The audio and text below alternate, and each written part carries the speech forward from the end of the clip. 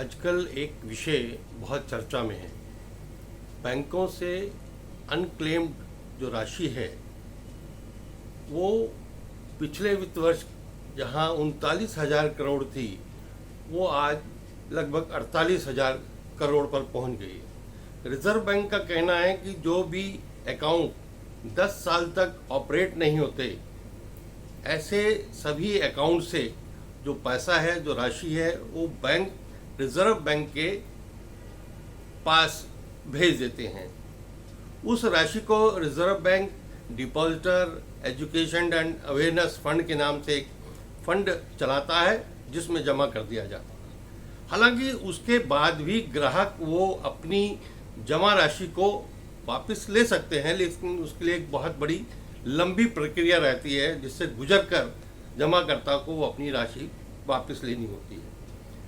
इस unclaimed accounts और राशि का बढ़ने का मुख्य कारण है कि बहुत समय तक कुछ खाता धारक अपने अकाउंट को ऑपरेट नहीं करते, कुछ की मृत्यु हो जाती है और मृत्यु के बाद उनके परिवार को उसके अकाउंट की जानकारी नहीं होती, क्योंकि उनके अकाउंट में ना तो नॉमिनेशन होता है ना ज्वाइंट अकाउंट होता है, जिस कारण ये जो है राशि बढ़ती जा रही है। बैंकों में सुविधा है कि आप अपने सभी बैंक डिपॉजिट और लॉकर्स तक में भी नॉमिनेशन की सुविधा उपलब्ध है, जिसको खाता धारकों को करवाना चाहिए।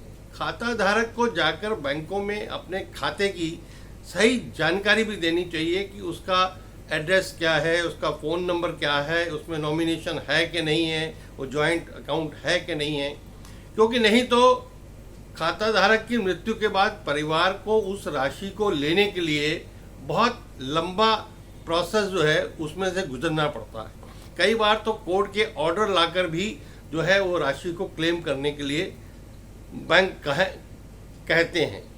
तो इसलिए जब एक सुविधा बैंकों में है तो उस सुविधा का लाभ लेकर हर खाते में नॉमिनेशन या ज्वाइंट अकाउंट खोलना एक खाता धारक का कर्तव्य बन जाता है।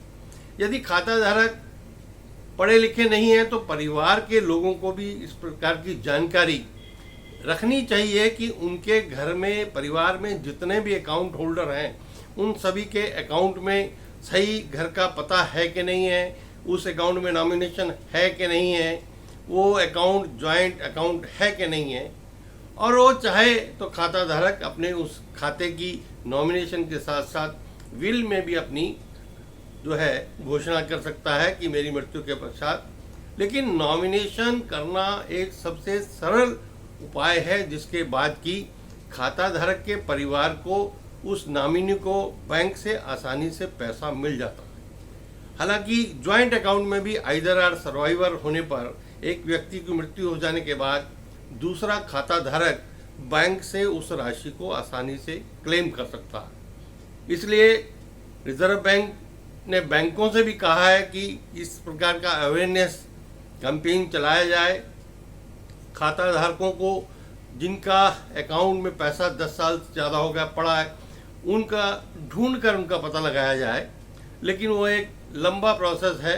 लेकिन बाकी बैंक डिपॉजिटर को इस अवेयरनेस कैंपेन का हिस्सा बनना चाहिए और पूरी जानकारी बैंकों में अपने खातों में देनी चाहिए।